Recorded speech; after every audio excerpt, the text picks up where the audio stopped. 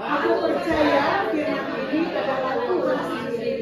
Aku siap untuk menerimanya dan melakukannya dalam nama Yesus. Amin. Haleluya. Shalom ya, Bapak Ibu, saudara-saudari yang terkasih di dalam Tuhan.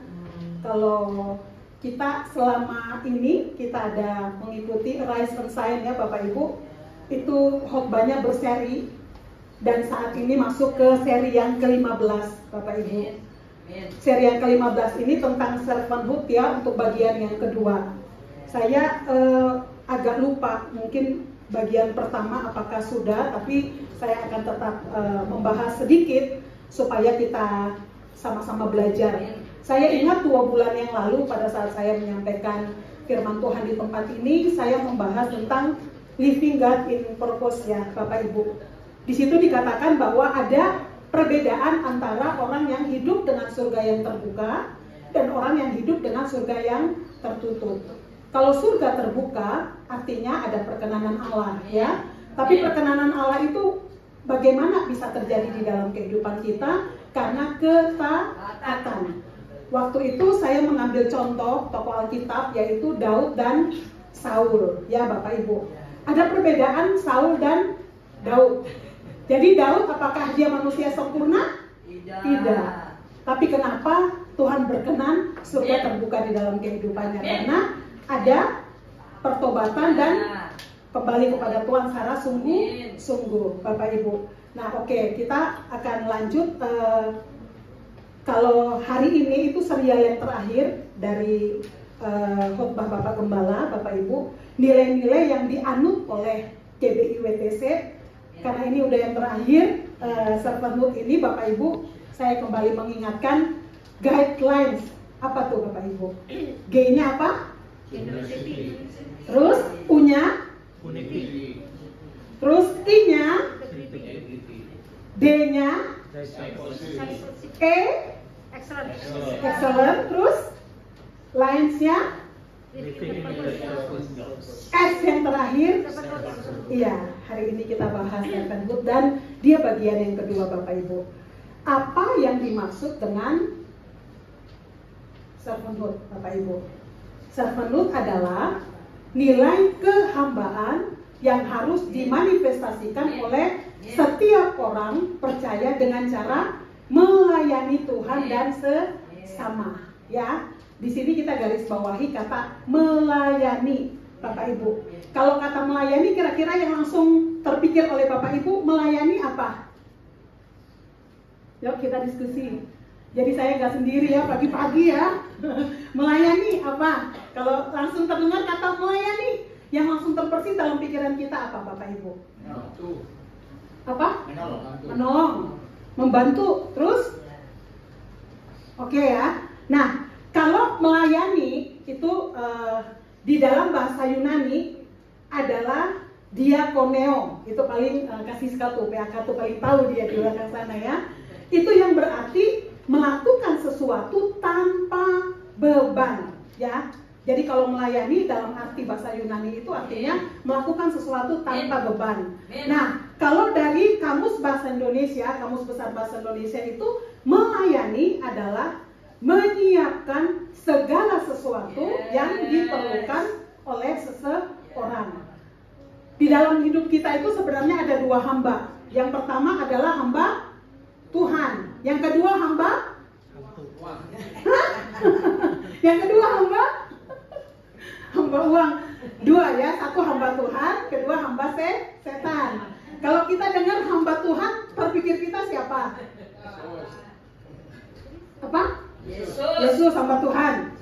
Kita nih, kalau yang terpikir sama kita hamba Tuhan. Sekarang nih saya tanya ya, saya tunjuk aja ya. Mama Amor, kalau terdengar hamba Tuhan, kira-kira langsung mikirnya apa? Pendeta, ya. Itu jawaban yang jujur. Kita di sini kan tadi saya bilang ada 2 hamba Tuhan dan hamba setan. Kalau nggak hamba Tuhan berarti dia adalah hamba setan, ya. Kita anak-anak Tuhan, kita semua adalah hamba Tuhan. Jadi kalau misalnya Pak Sabar datang atau Pak Yuda datang, permisi itu ada hamba Tuhan mau lewat, ya. Nah, terus tiba-tiba datang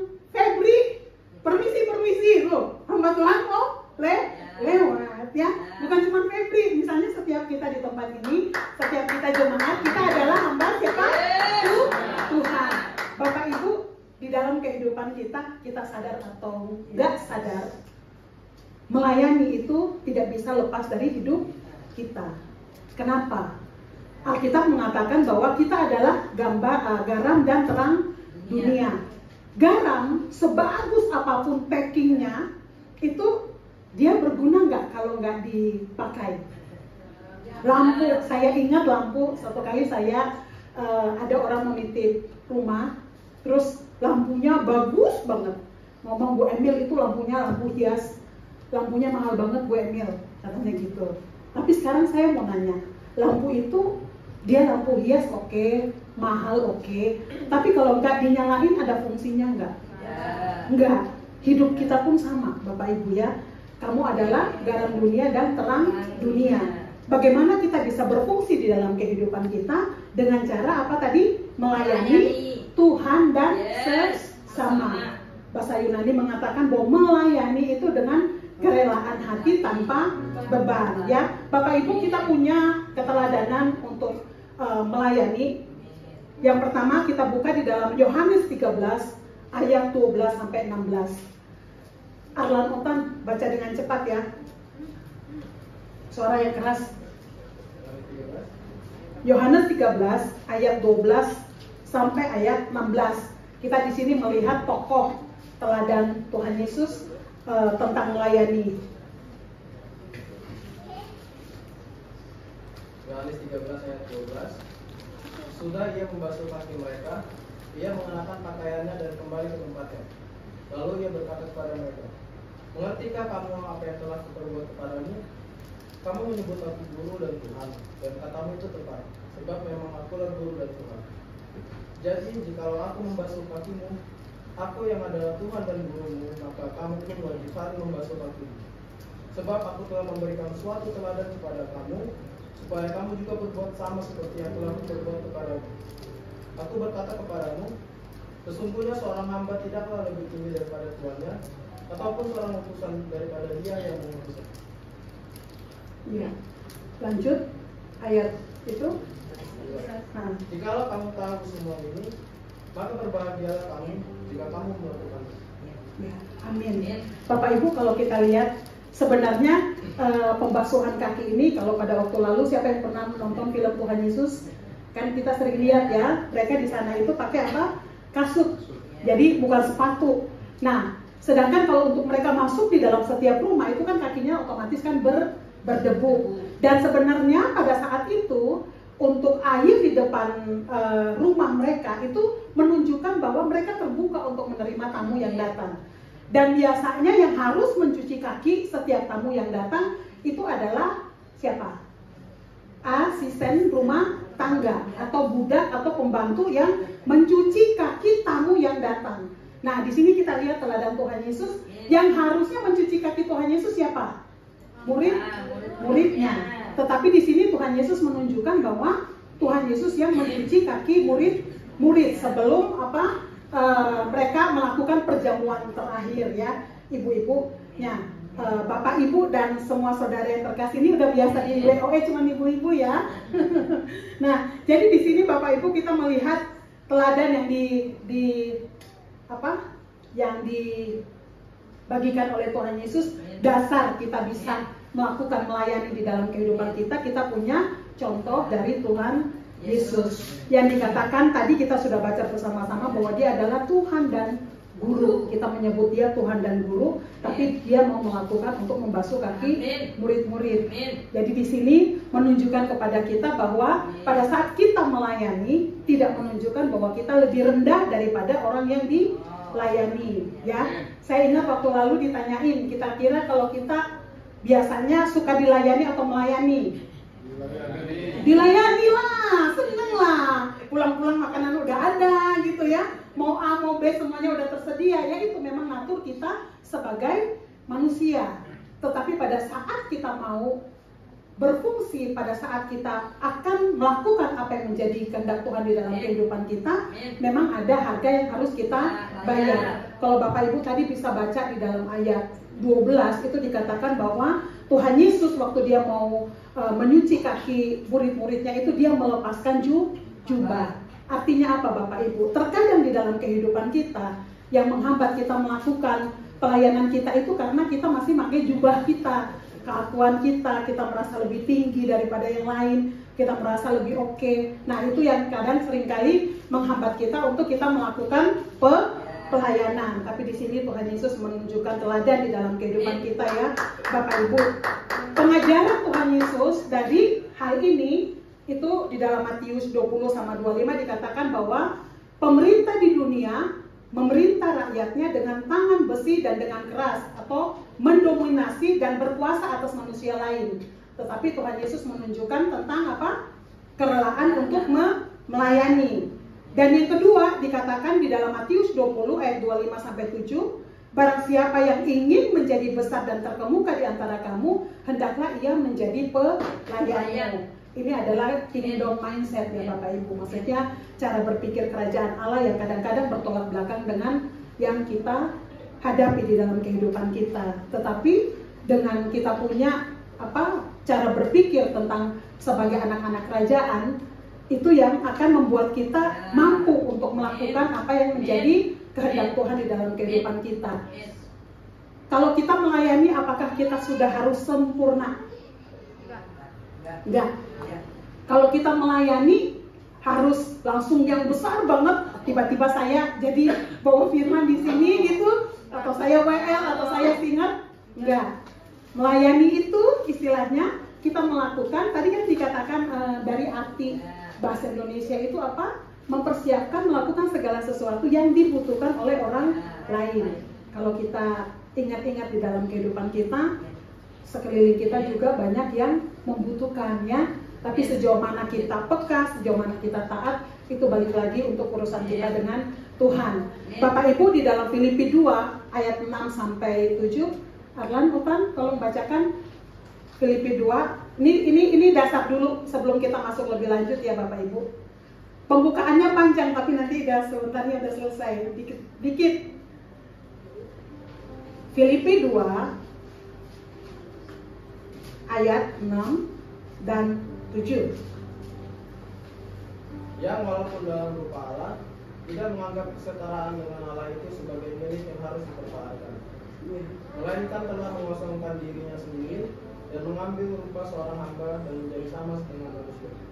Dan dalam keadaan sebagai manusia, ia telah merendahkan dirinya dan taat sampai mati, bahkan sampai mati di kayu salib.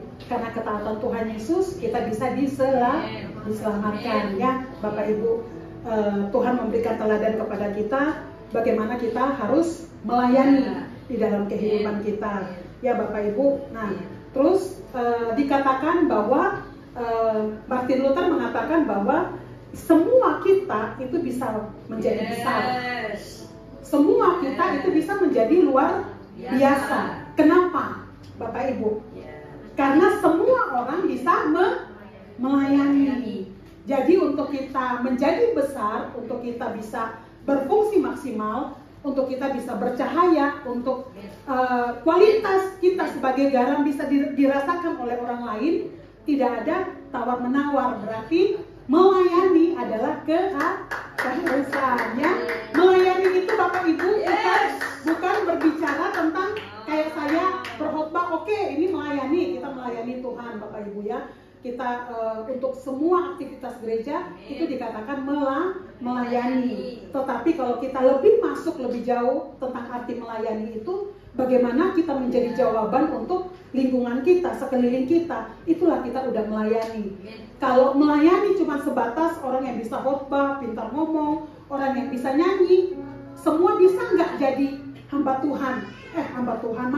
Semua bisa nggak melayani? Kalau kriteria melayani harus pintar ngomong, kriteria melayani harus pintar nyanyi, terus kriteria melayani misalnya yang harus cakep-cakep, yang gagah-gagah, yang cantik-cantik. Gak semua orang bisa melayani Bapak Ibu. Tetapi dikatakan bahwa melayani itu kita menjadi jawaban untuk sekeliling kita. Itu kita udah melayani. Kita melakukan seperti teladan Tuhan di dalam kehidupan kita. Nah, sekarang kita masuk di dalam pertanyaan. Kenapa kita harus melayani, Bapak Ibu. Kenapa? Kenapa kita harus melayani?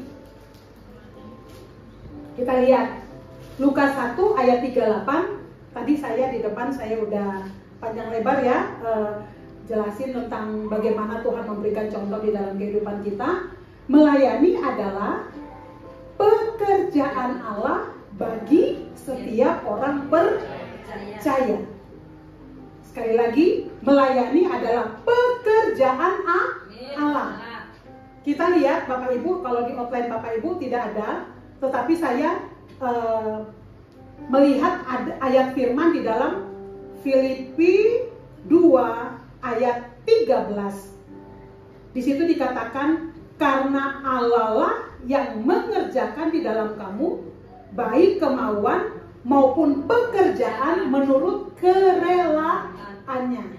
Bapak Ibu, sampai di sini kita harus sadar bahwa pada saat kita melayani Tuhan, pada saat kita berapi-api untuk kita mau melayani Tuhan, melakukan sesuatu buat Tuhan, sebenarnya itu tidak datang dari diri kita, tetapi dikatakan bahwa itu dari pekerjaan Allah. Karena di Filipi dikatakan bahwa apa tadi Bapak Ibu?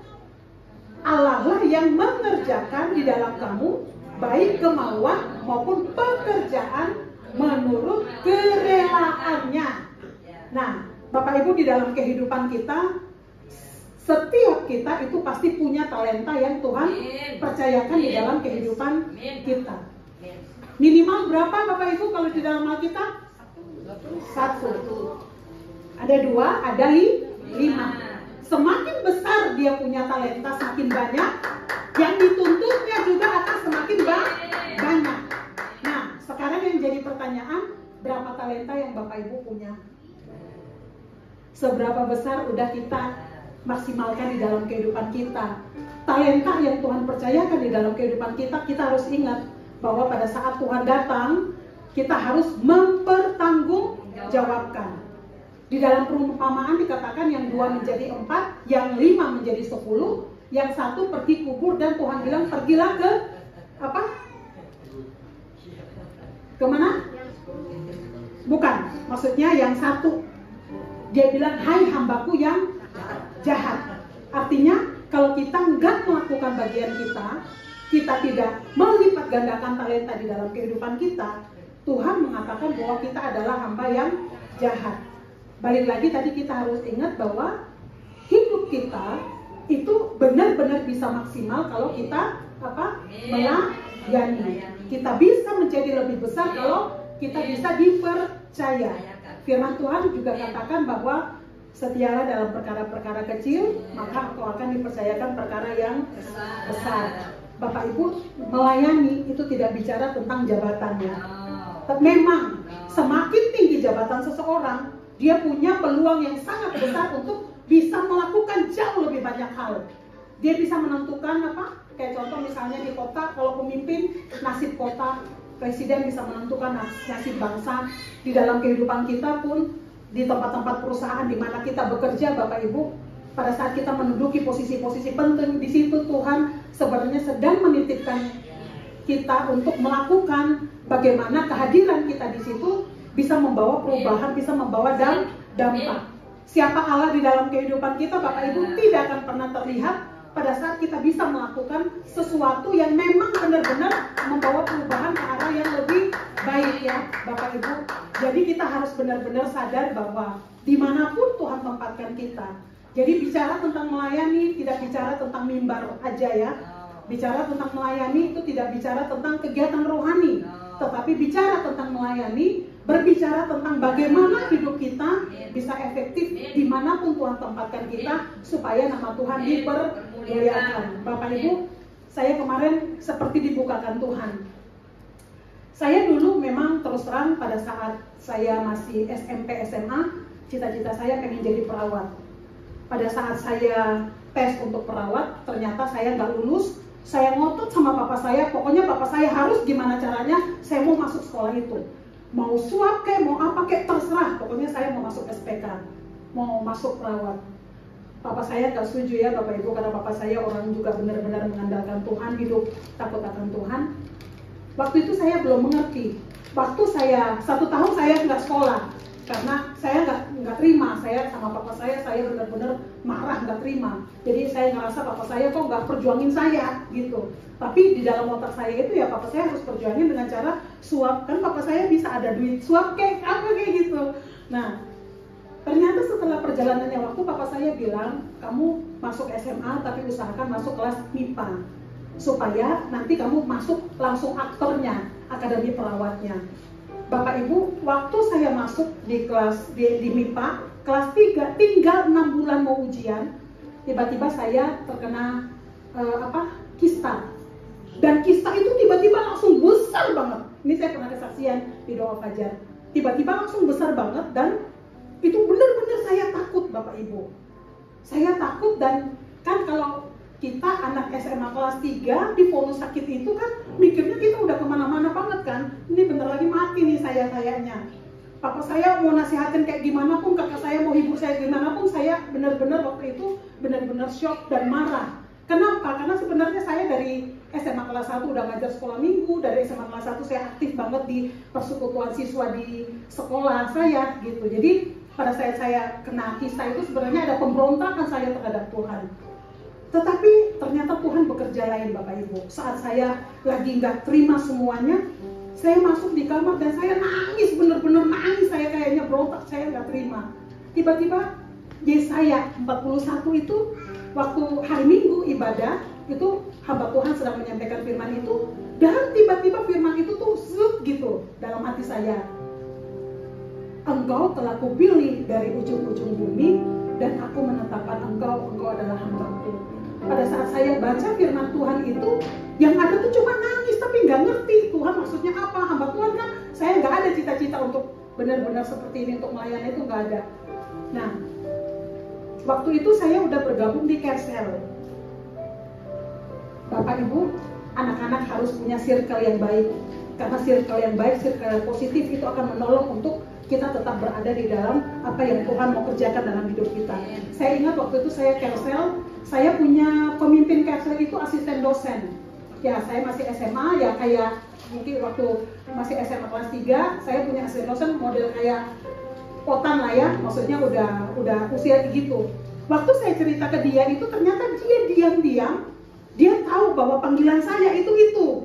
Nah, jadi pada saat udah berjalannya waktu, saya udah sehat, saya udah kembali, tiba-tiba waktu saya mau ujian, dia bilang gini sama saya, Li, kalau nanti dulu saya, bukan dulu ya, panggilan rumah saya itu sebenarnya namanya Lili.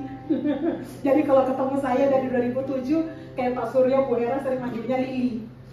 Masuk ke WTC ganti Emil, soalnya Lili udah identik sama yang gereja sebelumnya. Nah, jadi pada saat itu dia bilang, nanti kalau ada pembukaan sekolah Alkitab, kamu tes ya. Dia bilang gitu, tapi dia nggak ngomong ke saya bahwa itu untuk apa, dia nggak ngomong. Dan dia bilang, kamu selama menunggu hasil tes, kamu harus benar-benar berdoa sama Tuhan. Kamu punya cita-cita kan, tapi kamu harus berdoa sama Tuhan. Kalau memang kamu lulus, berarti kamu harus berangkat. Waktu itu saya ngomong sama papa saya mau saya kuliah di Jakarta, di STT Jakarta. Tetapi pembimbing saya, karena waktu itu saya juga udah ikut gereja karismatik, pemimpin saya lebih, kamu ke Bandung aja, ke STT yang gereja STT IT Pak Bambang Wijaya, gitu. Nah, terus waktu ujian ternyata saya lulus Bapak Ibu. Waktu saya ngobrol sama papa saya, semua akhirnya saya didoakan dan singkatnya saya ada seperti saat ini. Tapi Bapak Ibu, di dalam perjalanan sebenarnya Tuhan mengerjakan banyak hal. Kadang-kadang kalau kita, kayak contoh misalnya saya ngurus gereja toh, saya nggak membuka wawasan saya untuk dunia luar, kita paling gampang menghakimi loh. Karena kita merasa kita paling rohani, kita paling hebat, kita ngerasa kita orang gereja ini udah paling suci lah. Apalagi kalau udah di mimbar seperti ini ya Bapak Ibu ya. Dan Tuhan bawa untuk saya, waktu saya waktu untuk mau datang ke Cilegon. Ya saya di Cilegon ini karena ikut Pak Miming ya, dari Bandung saya pelayanan, terus karena mau merit akhirnya saya datang di Cilegon. Dan singkat cerita, gereja di mana Pak Miming ada itu dia nggak ada full timer. Nah, jadi dia adanya tuh pengerja. Tapi konsep pengerja dengan konsep full timer waktu saya itu beda. Jadi saya nggak mau. Saya bilang sama Pak Mimin, gimana pun caranya cari saya kerjaan. Karena kalau saya di rumah, saya nggak ada kegiatan, bawaannya stres, nanti Pak Mimin yang kena marah-marah. Gitu. Jadi singkat cerita akhirnya saya kerja Bapak Ibu. Saya kerja dan itu terus berlanjut sampai saat ini. Tetapi apa yang Tuhan ajarkan bagi saya? Pada saat saya ada di marketplace, pada saat saya berurusan dengan banyak orang, di situ sebenarnya saya banyak dibukakan. Gimana misalnya keadaan orang-orang, misalnya kalau dulu kita di gereja, saya ingat dulu waktu saya masih pelayanan full timer itu ada DPJ ya, maksudnya DPJ itu kayak wakil gembala. Dia itu karena kan sales harus kemana-mana, dia kalau datang terlambat tuh saya paling marah. Karena saya waktu itu sekretaris ya, saya paling marah, nggak bisa kayak gitu, bla bla bla. Pokoknya menuntut orang untuk melakukan seperti apa yang ada di dalam pikiran kita, Bapak Ibu. Dan di situ pada saat saya udah kerja seperti sekarang itu, Tuhan membawa untuk cara berpikir kita berubah. Bagaimana saya mengalami sendiri untuk saya bisa lebih besar memahami orang. Tidak mudah untuk kita menghakimi. Kenapa? Karena kita pun dalam pergumulan yang sama, Bapak Ibu. Pada saat kita melayani Bapak Ibu, itu bukan untuk orang-orang kudus ya Bapak Ibu. Semua kita dengan apa adanya kita, itu Tuhan siap pakai hidup kita untuk memberkati, menjadi jawaban untuk orang-orang di sekitar kita. Tapi bagaimana kita merespon, bagaimana kita taat, itu akan menentukan seberapa besar yang akan Tuhan percayakan di dalam kehidupan kita ya Bapak Ibu. Dan untuk saat-saat sekarang saya diingatkan Tuhan seperti ini. Pada saat Tuhan perbesar kapasitas kita, itu tidak berbicara tentang jabatan ya Bapak Ibu.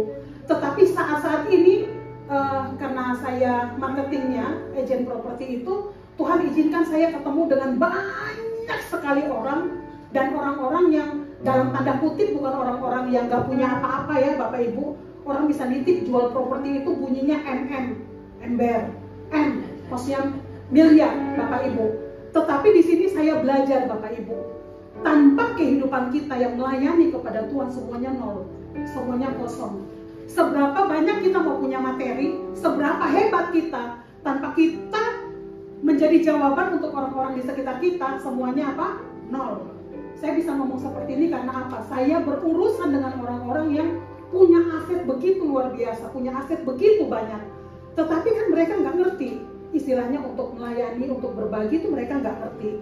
Ada orang-orang yang kayak Buddha ya, kalau Buddha itu istilahnya mereka untuk berbuat baik itu juga luar biasa ya Bapak Ibu. Tapi ending hidupnya mereka seperti apa kan kita nggak tahu. Tapi pada saat kita berurusan dengan mereka, bahkan ada yang akhir-akhir ini sering nelfon saya, dia tahu saya orang Kristen, dia Muslim, tapi kalau dia telepon saya, Shalom kakak gitu, Shalom kakak gitu. Jadi istilahnya kita dengan keberadaan kita, mungkin saya nggak bisa menjadi jawaban untuk jalan keluar dia, tapi setidaknya pada saat dia bertemu dengan saya, dia melihat saya bisa optimis. Kenapa ya? Ya karena masalah tetap ada, tapi sepanjang kita jalan dengan Tuhan, kita percaya bahwa semuanya akan ada jalan keluar ya Bapak Ibu. Jadi di sini kita harus sadari bahwa melayani itu bukan karena kita, tapi melayani itu adalah dikatakan tadi bahwa apa?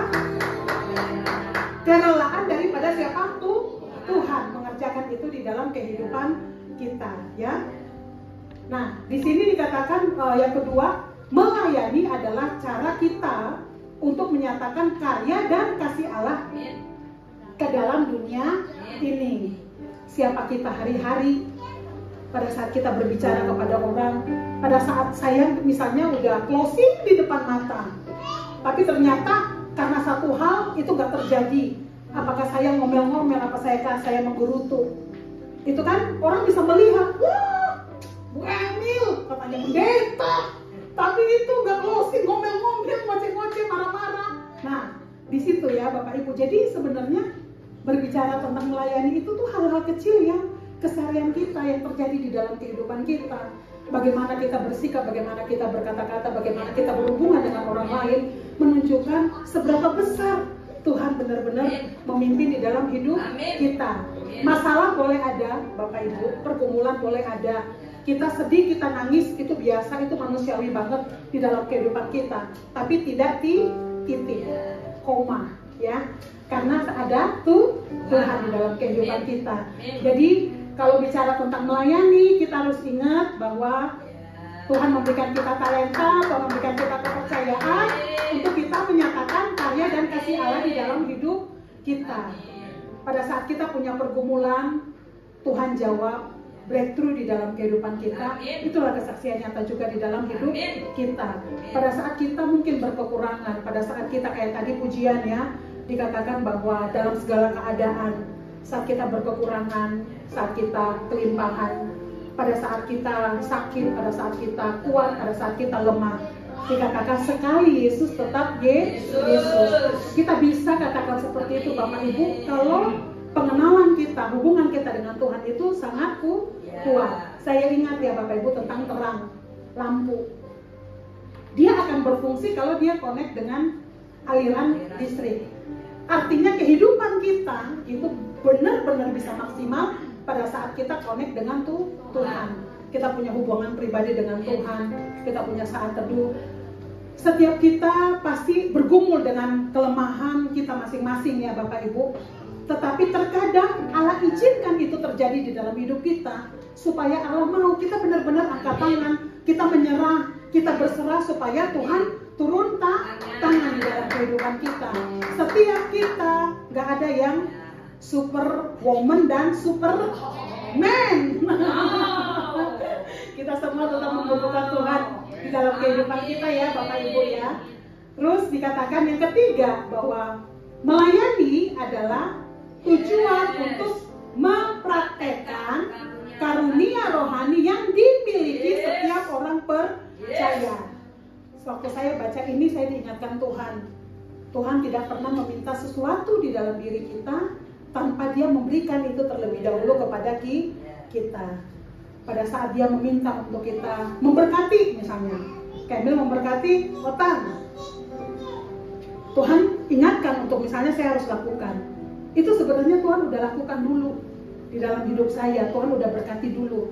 Jadi Bapak Ibu kalau yang saat ini mungkin sedang dalam bergumul, struggle dalam keadaan apapun, itu beberapa waktu yang lalu dikatakan bahwa itu udah dekat-dekat sama waktu breakthrough ya. Tuhan kerjakan di dalam kehidupan kita supaya kita menyatakan kuasa Allah di dalam hidup kita. Amin. Amin. Melayani lebih sungguh, melayani lebih sungguh. Tuhan lebih dulu melayani kepadaku, melayani lebih sungguh, mengasihi lebih sungguh, mengasihi lebih sungguh, mengasihi lebih sungguh.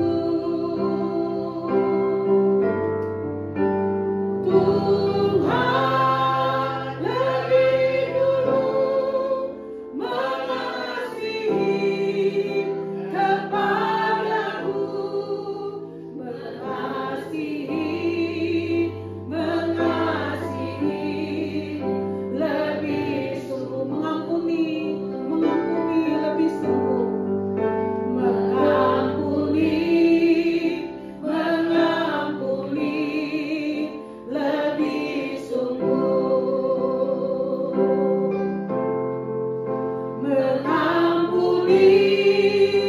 mengampuni lebih sungguh. Tuhan lebih dulu mengampuni kepadaku, mengampuni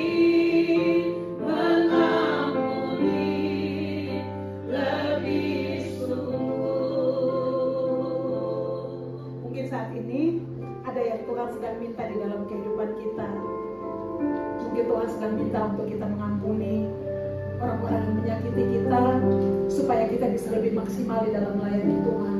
Bapak Ibu, dengan kekuatan kita nggak akan mampu. Untuk mengampuni itu kita nggak akan mampu. Mungkin saat ini Tuhan lagi ingin untuk kita mengasihi lebih lagi di dalam kehidupan kita. Mungkin ada orang-orang, bahkan seringkali yang menyakiti kita itu bukan orang jauh, orang terdekat. Kadang-kadang orang-orang yang kita punya harapan besar untuk mereka, tetapi mereka bisa menyakiti kita. Kenapa? Karena mungkin kita berharap kepada manusia dan kita tidak melihat kepada Tuhan. Tuhan izinkan untuk kita sakit hati. Kenapa? Supaya kita bergantung dan berharap sepenuhnya hanya kepada Tuhan. Mengasihi, mengampuni, melayani, hidup kita menjadi maksimal, itu kita tidak bisa lakukan dengan kekuatan kita. Kita masih penuh pergumulan di dalam hidup kita, Bapak Ibu. Di dalam hidup kita, pada saat kita melayani, ada ujian, ada pencobaan. Ujian itu masalah-masalah dari luar yang tidak bisa kita handle. Kalau pencobaan itu dari dalam diri kita. Keinginan daging, keinginan mata, keangkuhan hidup, itu dari dalam. Terkadang Tuhan munculkan itu di dalam hidup kita, itu bukan untuk menjerumuskan kita, tetapi Tuhan munculkan itu di dalam kehidupan kita, supaya bagaimana kita berserah sepenuhnya kepada Tuhan, dan kita bisa lewatin itu. Setiap ujian yang Tuhan izinkan, sebenarnya itu sedang Tuhan persiapkan kita untuk yang lebih besar, yang lebih tinggi, naik level untuk kita menjadi lebih baik.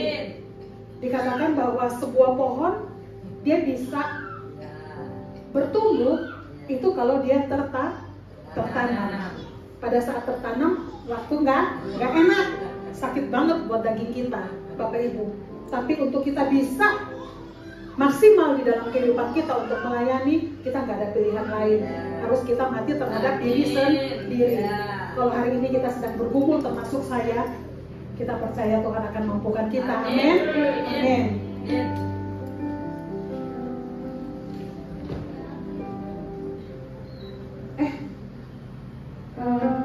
Videonya nanti belakang aja, paling belakang aja. Ya. Nah, layanilah seorang akan yang lain sesuai dengan karunia yang diperoleh tiap-tiap orang sebagai pengurus yang baik dari kasih karunia Allah. Tadi saya katakan bahwa Tuhan tidak pernah meminta apa yang tidak kita punya. Apa yang Tuhan beri di dalam kehidupan kita, lakukanlah sebaik-baiknya ya, supaya kita didapati sebagai hamba yang setia atau pengurus yang baik dari kasih karunia Allah. Dikatakan bahwa John MacArthur mengatakan bahwa segala sesuatu yang ada di dalam hidup kita itu berasal dari Tuhan.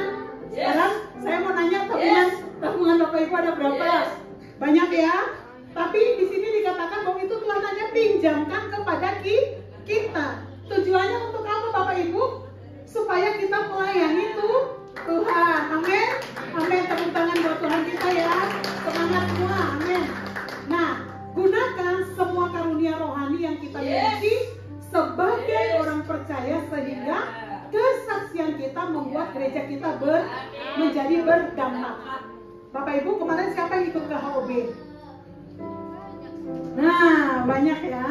Yang daftar 90-an lebih, yang berangkatnya 70-an. Ya. Oke. Nah, Bapak Ibu, HOB itu adalah salah satu contoh gereja kita menjadi jawaban buat kota. Sebelum dia menjadi HOB sebesar itu, Bapak Ibu, pertama bergerak dulu dari fakir miskin ya, orang-orang yang berkekurangan, dikasih beras, dikasih sembako segala macam. Dan Tuhan tuntun untuk Bapak Gembala kita taat, harus melakukan lebih besar lagi, memberikan makan suatu kota. Dan proses untuk menjadi HOB seperti Bapak Ibu lihat kemarin, itu bukan proses yang pendek, bukan proses yang gampang. Kalau Bapak Gembala kesaksian itu sampai berdarah-darah, Bapak Ibu, tapi yang namanya kehendak Tuhan, apa yang Tuhan rencanakan itu pasti tergenapi. Walaupun mungkin terseok-seok, walaupun mungkin setengah mati, tetapi itu tergenapi. Dan contoh teladan gereja kita WTC juga menjadi berkat. Ada rumah sakit RIS, ya. RIS itu pertama mungkin kalau saya belum kalau saya mungkin di WTC baru 7 tahun ya.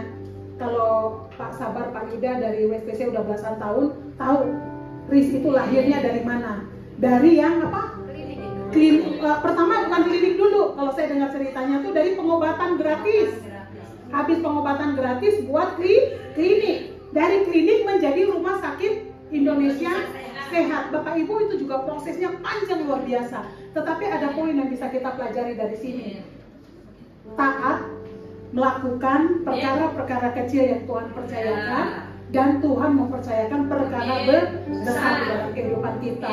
Kita nggak mungkin lihat RIS, kita nggak mungkin lihat HOB, bahkan kita nggak mungkin lihat ministry orang gila, pendidikan Indonesia Cerdas ya. Gereja kita juga punya sekolah Indonesia Cerdas. Begitu banyak yang dilakukan oleh gereja kita, itu berawal dari apa?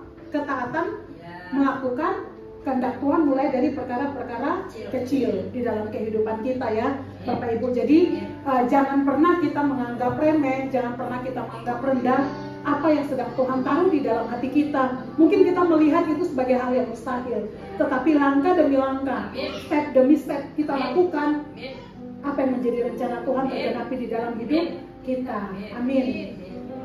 Ini dikatakan bahwa untuk pelayanan kita itu harus berdampak, kita harus melakukan dengan hati. Kita berapa hari lalu itu di sini untuk Kersel ya, ketua-ketua Kersel dikumpulin di tempat ini. Bapak Gembala sangat membahas itu dalam sekali tentang hati. Saat kita melayani, saat kita mengembalakan, kita harus lakukan itu dengan hati yang tulus, hati yang penuh kasih. Pada saat kita melayani dengan hati yang tulus, dengan penuh kasih, masalah ada enggak? Banyak. Tetapi sebenarnya itu tujuan untuk kondisi hati kita itu kita bisa lihat. Pada saat kita dikecewakan dan kita selesai, sebenarnya ada yang harus masih kita bereskan di dalam hidup kita. Jadi kalau bicara tentang hati yang penuh kasih, hati yang tulus, itu juga saya tahu setiap kita di tempat ini itu pergumulan tersendiri ya Bapak Ibu. Tapi sekali lagi, pada saat kita terhubung dengan Tuhan, Tuhan akan memampukan kita untuk kita melakukan apa yang menjadi bagian kita. Hal-hal yang tidak bisa kita lakukan akan Tuhan kerjakan secara maksimal. Amin. Amin. Tuhan memberikan potensi, karunia serta talenta dalam hidup ini agar kita melayani Tuhan dan sesama. Seorang hamba haruslah memiliki sikap senang, dapat melayani, serta memiliki sikap rendah hati. Ujian masalah di dalam kehidupan kita yang menjengkelkan, yang menyebalkan, yang mau membuat kita mundur, sebenarnya itu Tuhan sedang memproses apa? Kerendahan hati di dalam hidup kita, ya Bapak Ibu ya. Jadi dikatakan bahwa kayak tadi tuh yang melayani di dalam konsep dari bahasa Yunani itu kan dia katakan bahwa melakukan sesuatu itu tanpa beban. Saya bisa merasakan, saya ketemu orang baru, follow up, ngobrol, kenalan, itu sesuatu yang sangat menyenangkan buat saya. Nggak ada beban. Tapi kalau suami saya disuruh begitu, kira-kira gimana? Beban nggak? Terus saya disuruh duduk diam dengan lu ngomong berjam-jam, beban kali. Artinya apa Bapak Ibu?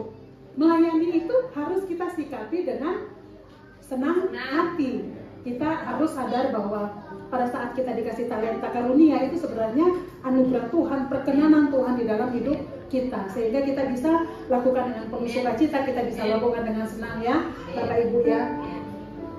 Seorang hamba, nah ini tidak memerlukan ucapan terima kasih, bener nggak? Bener nggak?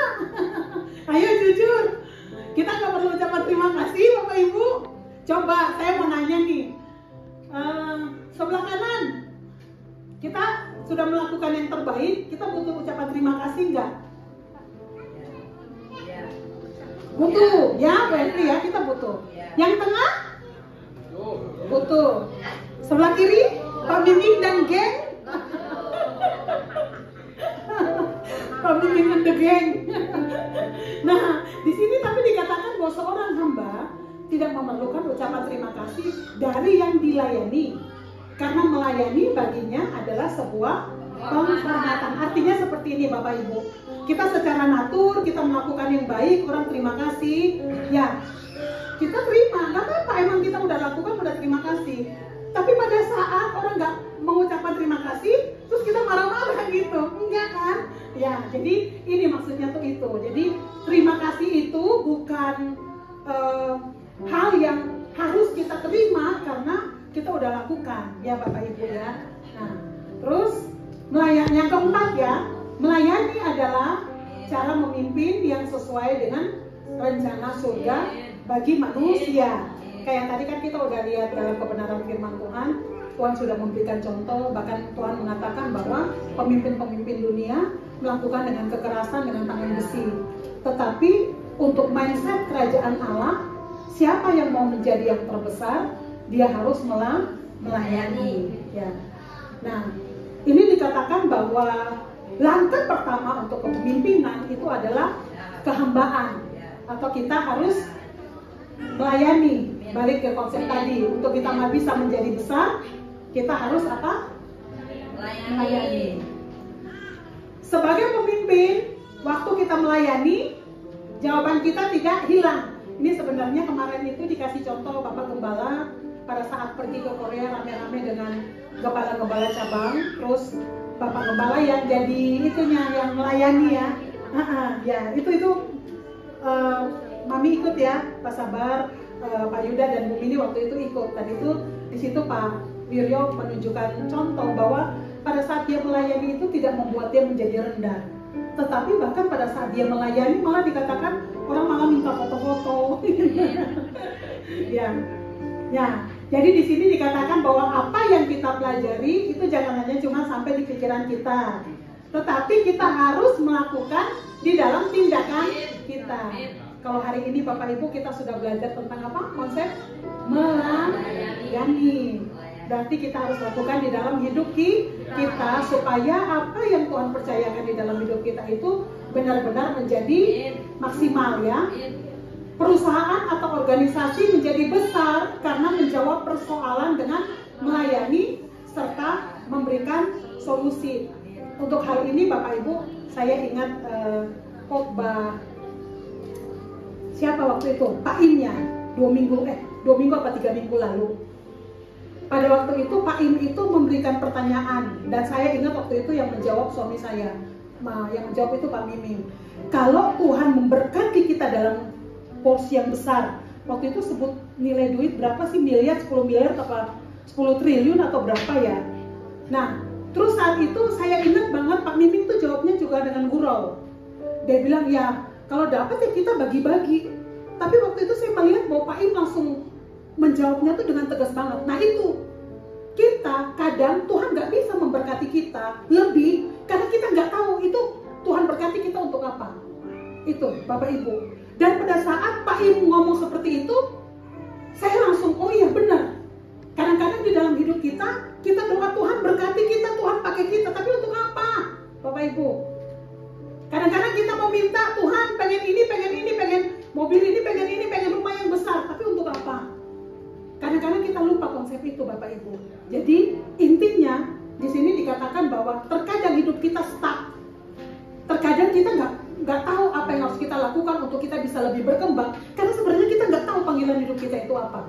Ya Bapak Ibu. Jadi di sini mengingatkan kita untuk sadarilah setiap kita yang ada di tempat ini, kita adalah hamba-hamba Tuhan. Tuhan kasih kita karunia, Tuhan kasih kita talenta, Tuhan kasih semua yang ada di dalam kehidupan kita untuk kita maksimalkan untuk apa? Melayani Tuhan dan sesama. Melayani Tuhan tidak menunggu untuk kita perfect. Melayani Tuhan tidak menunggu untuk kita harus melakukan perkara-perkara yang besar. Enggak. Melayani Tuhan bukan berarti kita udah harus kudus banget. Di sini bukan berarti saya kompromi dengan dosa, bukan. Tetapi terkadang kita nggak bisa melakukan apa-apa karena kita membatasi Tuhan dengan pikiran kita yang terbatas. Pelayanan bagi saya itu hal yang menjaga langkah saya untuk saya tetap ada di dalam kehendak Tuhan. Saya nggak kebayang kalau saya nggak melayani Tuhan Bapak Ibu. Saya kemarin ngobrol sama suami saya bilang, Bersyukurlah kita yang Tuhan kasih anugerah untuk kita melayani Tuhan. Kenapa? Karena dengan kita melayani Tuhan, banyak hal kita bisa nggak lewat. Kenapa? Roh Kudus dalam hidup kita nggak akan pernah biarkan kita untuk tenang. Selama kita masih ada hal yang kita tahu, aduh ini udah salah nih. Tapi kita tetap nyaman. Itu Tuhan nggak izinkan itu. Saya percaya bahwa pada saat kita melayani Tuhan, kalau ada hal yang nggak sesuai dengan firman Tuhan, saya percaya pasti kita akan masuk ke dalam kamar, nangis, doa, jengking, minta ampun sama Tuhan. Tuhan, saya mau pelayanan Tuhan. Tuhan, tolong. Pasti. Dan pada saat kita seperti itu, Bapak Ibu, disitulah pelayanan memagari kehidupan kita. Percayalah bahwa Tuhan punya rencana yang besar di dalam hidup kita. Tapi iblis terkadang berusaha untuk menarik kita keluar daripada rencana Tuhan. Gimana respon kita? Itu yang menentukan. Kita bisa mundur sejenak, tapi bukan menyerah, Bapak Ibu. Kalau kita menyerah berarti titik selesai. Tuhan udah gak bisa buat apa-apa. Karena kita diberikan free will, kehendak bebas di dalam hidup kita untuk mengambil keputusan. Untuk kita lakukan apa yang menjadi kehendak Tuhan di dalam hidup kita, ya Bapak Ibu. Di sini saya mau katakan bahwa setiap kita di tempat ini, jangan sampai kita keluar dari kasih karunia Tuhan. Keadaan kita babak belur pun, keadaan kita yang rasanya, Tuhan udah, kayaknya saya udah gak layak datang sama Tuhan. Selesaikan di bawah kaki Tuhan. Dan saya percaya, Tuhan tahu kekuatan kita, Tuhan tahu bagaimana caranya untuk Tuhan menolong kita, untuk kita keluar daripada pergumulan yang kita hadapi. Saya nggak tahu Bapak Ibu, untuk hari-hari ini Bapak Ibu sedang bergumul apa, sedang menghadapi apa. Bahkan mungkin udah ada di dalam titik yang pengen menyerah. Bapak Ibu datang sama Tuhan, selesaikan di bawah kaki Tuhan. Itu pun sering saya alami di dalam hidup saya. Kita udah melayani, belum tentu kita paling sok suci. Enggak, kita juga sama aja. Tapi cara kita menyelesaikan pada saat kita tetap ada di dalam pelayanan, cara kita menyelesaikan itu yang akan membuat kita tetap ada di dalam rencana Tuhan. Ya, kalau Tuhan masih buat koma di dalam hidup kita, jangan pernah kita titik. Tuhan bisa melakukan banyak hal di dalam kehidupan kita, tapi kehendak bebas kita pun Tuhan tidak pernah matikan. Tetap Tuhan kasih kita keputusan. Bapak Ibu, saya ingat ya, Bapak Ibu, di dalam kehidupan kita, iblis mau untuk kita menyerah. Kenapa? Karena pada saat kita menyerah, kita sebenarnya tuh tanpa kita sadar, sebenarnya kita punya pengikut, Bapak Ibu. Kita punya pengikut. Kita punya orang-orang yang ngelihat kita juga, oh senang, itu pasti ada. Tapi pada saat kita, istilahnya, dia lihat kita, dia senang karena, dia kok bisa ya melayani Tuhan, bla bla bla. Nah, tapi pada saat kita menyerah, Bapak Ibu, itu bukan kita sendiri, tapi semua pengikut kita pun akan selesai. Tanggung jawab kita besar, Bapak Ibu, untuk jiwa-jiwa yang Tuhan percayakan di dalam kehidupan kita. Bicara tentang melayani Tuhan, Bapak Ibu, bukan hal yang mudah. Saya hampir pernah mau menyerah 3 tahun kemarin. Tapi yang saya katakan, saat saya masuk ke dalam hadirat Tuhan, Tuhan bisa kasih kekuatan untuk bisa lewati semua, Bapak Ibu. Kalau saat itu saya nggak datang kepada Tuhan, hari ini Bapak Ibu tidak akan melihat saya ada di tempat ini, Bapak Ibu, karena udah menyerah, saya udah selesai. Kita berdoa, Tuhan kuatkan kita, Tuhan mampukan kita untuk kita tetap berada di dalam rencana dan kehendak Tuhan. Kita tidak ada satupun yang keluar dari kasih karunia Tuhan. Masalah boleh ada, pergumulan boleh ada, tapi percayalah, semua Tuhan izinkan supaya kita benar-benar berserah kepada Tuhan, berharap kepada Tuhan. Kita akan melihat Tuhan turun tangan, Tuhan bekerja di dalam kehidupan kita, melebihi daripada apa yang kita pikirkan dan melebihi daripada apa yang timbul di dalam hati kita. Kita akan melihat salah satu video, Bapak Ibu, di HOB melayani secara luar biasa, Bapak Ibu, dan Tuhan bela dia. Kita lihat ya. Saya mau tanya dia, ingat ya, kalau saudara pemimpin, saudara melayani, justru impactnya lebih besar. Sekarang sini. Namanya Ibu Nancy ya. Kamu perkenalkan kamu kerjaannya apa sehari-hari?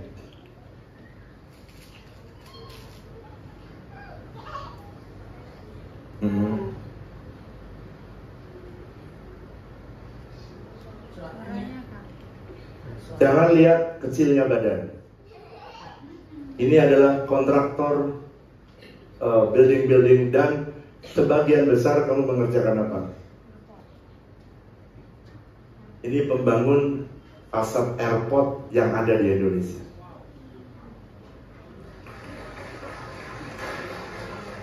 Dengarkan, pada waktu HOB itu mulai, inilah orang yang pertama kali jadi volunteer HOB.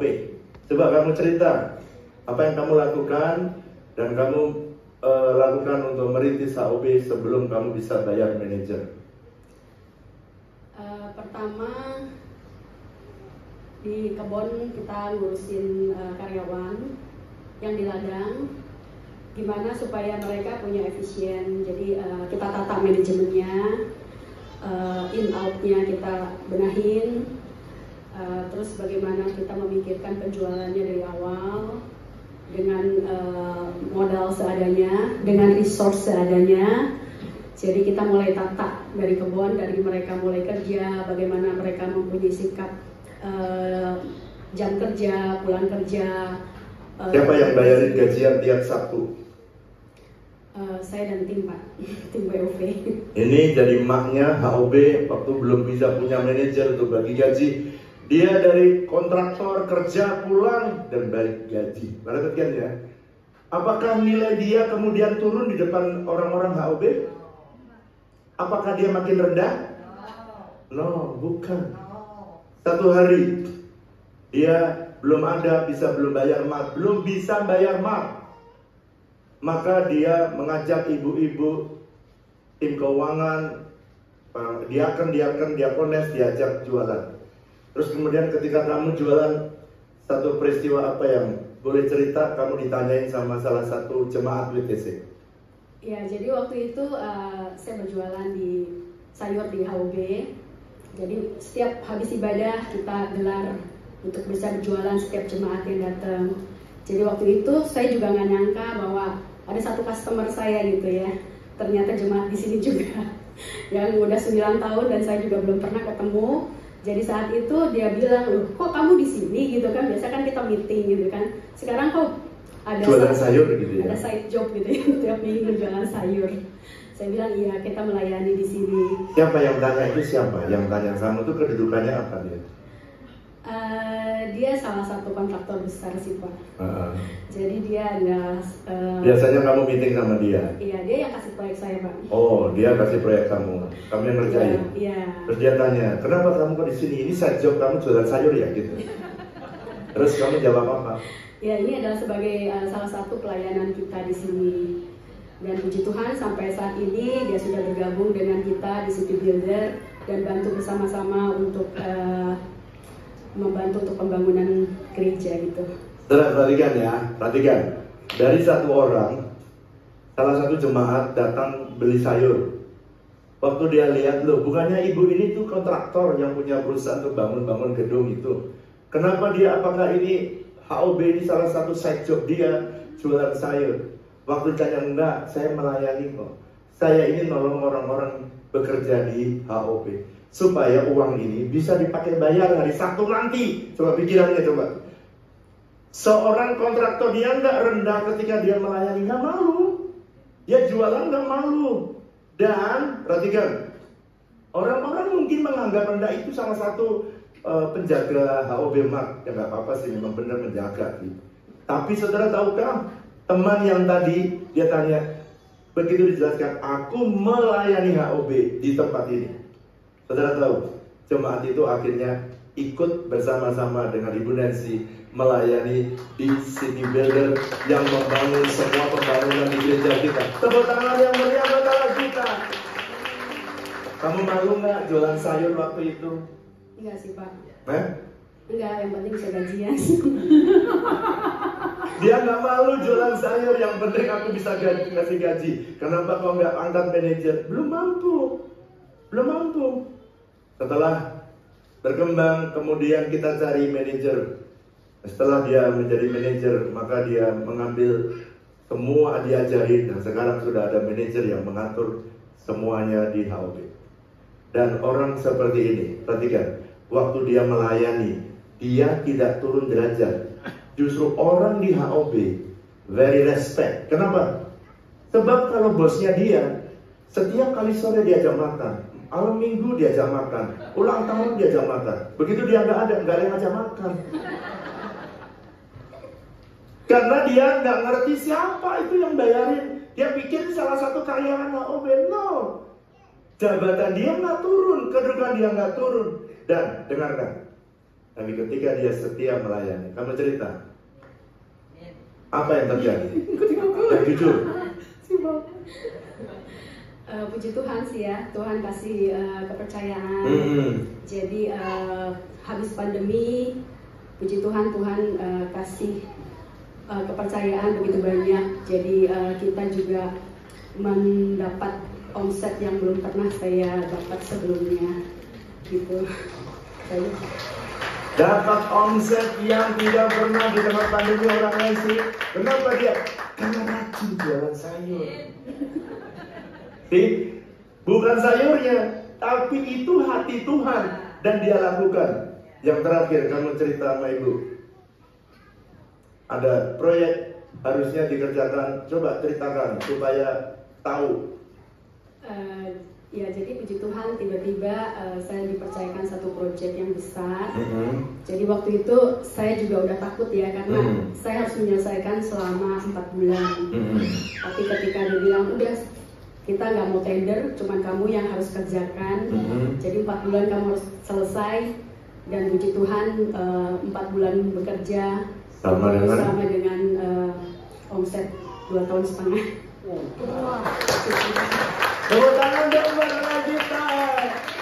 Lihat ya, Tuhan itu nggak pernah ngutang. Kalau saudara melayani Tuhan dengan sungguh-sungguh kayak si sahabat Christopher. Ini Christopher di HOB.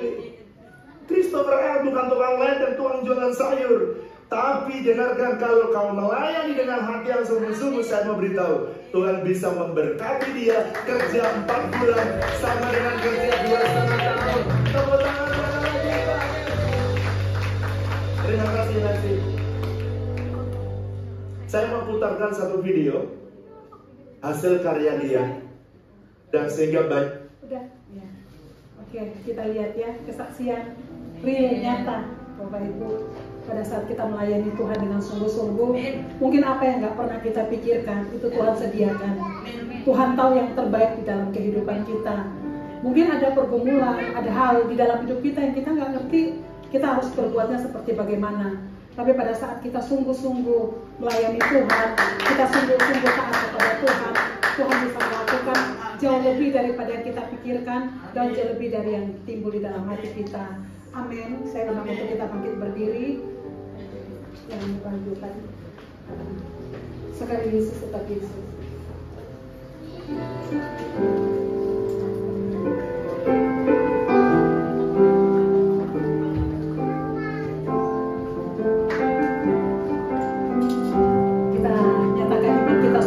Ya, Bapak Ibu, dalam segala keadaan, waktu berlimpah maupun kurang,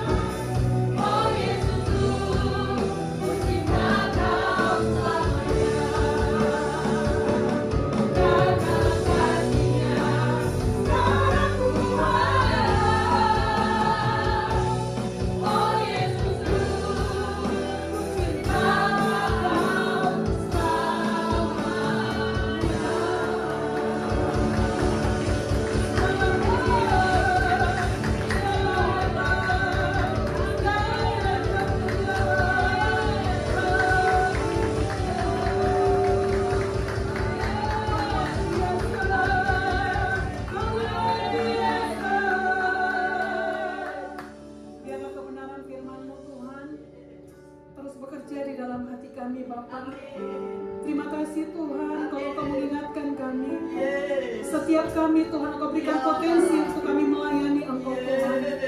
Bawa kami Tuhan di dalam kepekaan untuk kami melakukan hal-hal yang Engkau inginkan kami lakukan Tuhan di dalam kehidupan kami. Kami membutuhkan Roh Kudus Tuhan di dalam hidup kami. Kami membutuhkan kekuatan Tuhan yang daripada Engkau ya Bapa.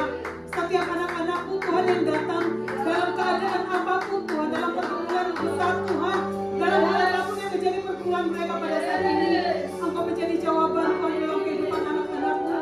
Bawa kami untuk memiliki hati Tuhan yang peka Tuhan dengan Engkau Tuhan, dengan kebenaran akan Engkau ya Bapa. Dan kami mau melakukan rencanamu dan kehendak-Mu tergenapi Tuhan di dalam kehidupan kami Tuhan. Tuhan terima kasih untuk kehadiran-Mu di tengah-tengah kami Tuhan pada pagi hari ini. Kami percaya Tuhan kami dapat pulang dalam keadaan yang berbeda.